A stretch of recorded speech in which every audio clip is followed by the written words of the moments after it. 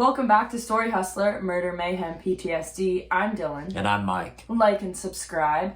Today, we want to talk about our reaction to a documentary that we just watched. It's more like a episode that ABC News just came out with called Vanish, the Children of the Prophet. Wow, I feel like this has been a very busy week. It has been. The baby Gabriel dog drops, we're talking about that, and then suddenly ABC, and kudos, bravo. Yes. To ABC and Nightline, that show, whatever manifestation and Hulu, it's on and Hulu, because they put together this nearly hour-long, 40 minutes, 40-minute documentary on a story that we've been screaming about, ranting about for about a year now, waving our hands trying to get attention for almost a full year now. Yeah. And thank goodness ABC puts together this documentary. They dropped it on Hulu. We watched it this afternoon, and it basically outlines the story of the missing children, connecting the dots as we have been. And, I mean, we've been documenting the Heber Jeffs case, which is linked to all this. This episode is supposed to be our pointed commentary about our just previous episode when we dropped the entire sentencing hearing of Heber Jeffs that transpired in a Utah courtroom a couple of weeks ago, because we think it's a travesty of justice. Yes. And it has a lot of bearing on what ABC reported last night and what we have been reporting for a year. I think we documented the first case, reported case of a child going missing immediately after Warren Jeffs' revelation. That was last June. And people who, this is complicated, people who have watched us now over our last probably 15 or 16 episodes have seen that we have really made it to our point to follow in real time the real crimes that we see are happening following in the aftermath of Warren Jeffs issuing a revelation last year that they're going to start gathering up the children and start performing marriages. And also, they pointed out in the episode, there's a 5.5-year plan that Warren has put out that the world is going to end, and there is now concern about that and maybe a mass suicide murder situation, which is kind of a scary thought. And so that's also of concern, not just these young kids getting married off, but the doomsday prophecy of, and we have been talking because he started doing these doomsday gather up the children and they're going to be translated and all the frilly language that this lunatic puts out. I mean, his brother in the documentary that we just watched with ABC talked about, he rules by fear. And, that's 100%. That's been the shtick forever. The one, and as, when we focused on the sort of the ominous nature of this gathering of the children and start performing the marriage again, because we just knew that there was going to start the industrial sort of level of marrying off little girls to faithful cronies, and because that's how Warren and Helaman keep their power. But they also had lots of references to some doomsday. Maybe it's because I'm an old timer and I've been following this knucklehead since when he was a billion doomsdays. That's part of Warren's shtick. He has been pulling the apocalypse card out of the deck every 2 or 3 years, ever since he's got to spark the fear up again every few years. Yeah, so it's like all of this doomsday talk is definitely concerning, and are his followers capable of doing something really stupid if he ordered something really stupid? Absolutely. But bear in mind, Warren has been flipping around. The end is coming. You've got to grovel even more. You've got to show your allegiance by stop wearing this and eating that and playing with this. And he's done these tests. They outline that anything he couldn't have in prison the moment he's locked up, he doesn't want his followers to indulge in. Stop any sex, good stop food. Marriage, stop eating this, stop wearing having this, any stop fun. having any fun, no toys for kids. Well, it's just ridiculous. He is. It's ridiculous the length this man goes to control every single aspect of his followers' lives. And that is that's the hallmark of his reign of terror. And all these moms got kicked out for reasons that are just lunatic. mind-blowing. One of them had gone to a male doctor after she hemorrhaged gynecologist from a miscarriage. Our friends Dan and Maxine used a condom after many children. They had produced many children for the church and finally used a condom. And God forbid they do that. And Dan, remind people, Dan and Maxine are folks that we sort of got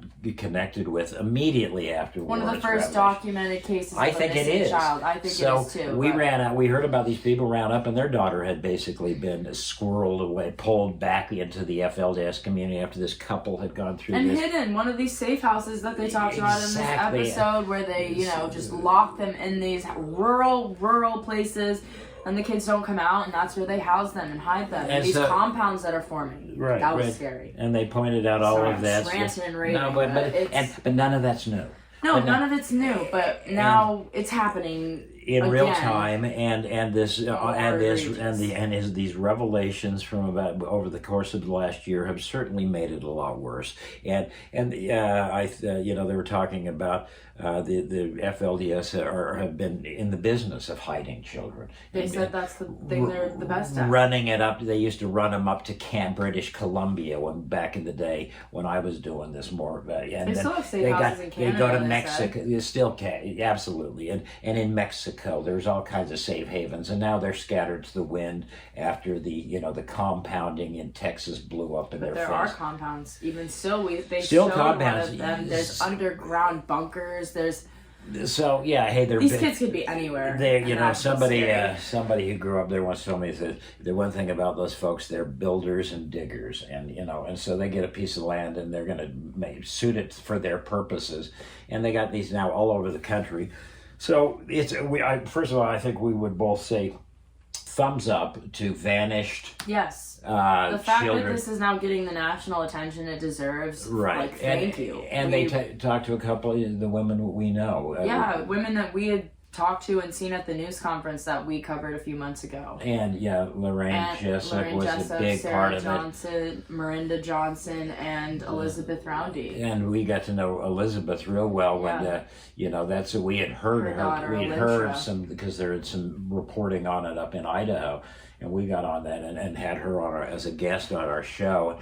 And just what a lovely lady who has just been through hell and now is seeing that hell sort of transitioned into a new generation on her children, and your heart bleeds for these mothers, and this documentary, I think, established the fact that these are not individual crimes. No. This is part of a larger conspiracy that's very well done. Everybody seems to see it happening in real time, and which brings us to the deficiency I think the documentary had. Which wasn't really a deficiency, we should preface, because this wasn't really the story, but it was the story. Well, and this makes me think maybe we're the only people that see it this way. Maybe I'm not. No, they mentioned it. So basically, we've been covering the Heber Jeffs case and all that's been going down.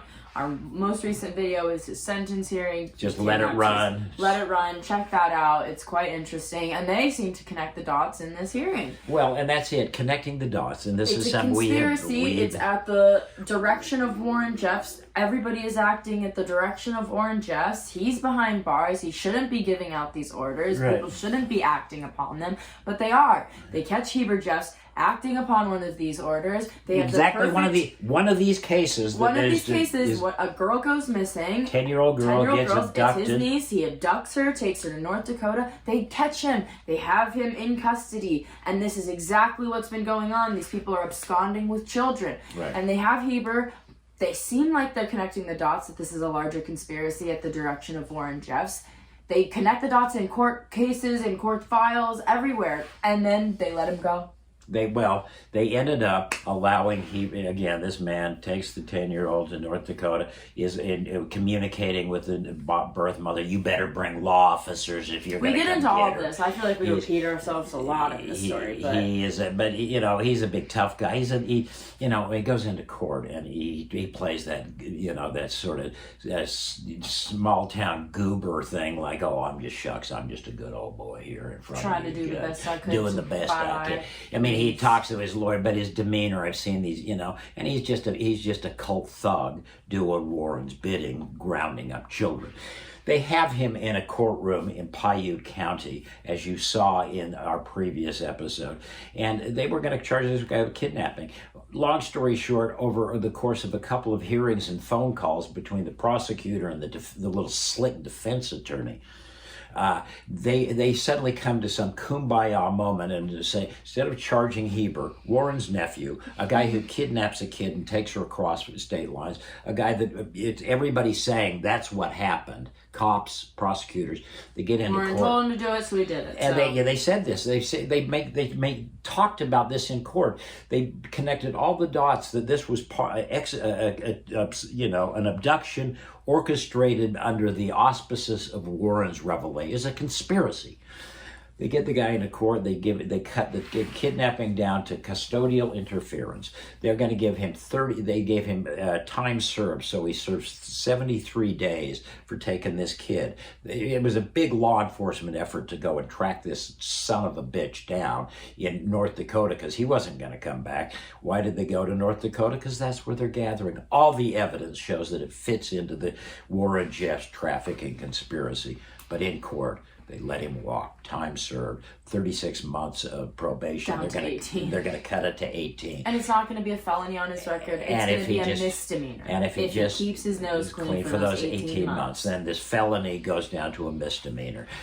He can travel. He can do. I mean, he can basically go back and kidnap another girl. And he can do literally whatever you want, no restrictions. And after this smooth lawyer, who the FLDS got to represent, this knucklehead, he got this very sweetheart deal. He has the audacity to go into the courtroom in the sentencing that we just posted and say, okay, well, we're going to plead guilty to this much lesser charge and get him out and he's gone and everything's good. But we'd also like to introduce basically some alternative facts, the way we see the case, saying that Heber did not ignore law enforcement, that he was a great guy. That he wishes he would have reached out. It's like the sheriff doesn't just text you for no was texting reason. him. They made every overture to try to bring this guy in, and he thwarted.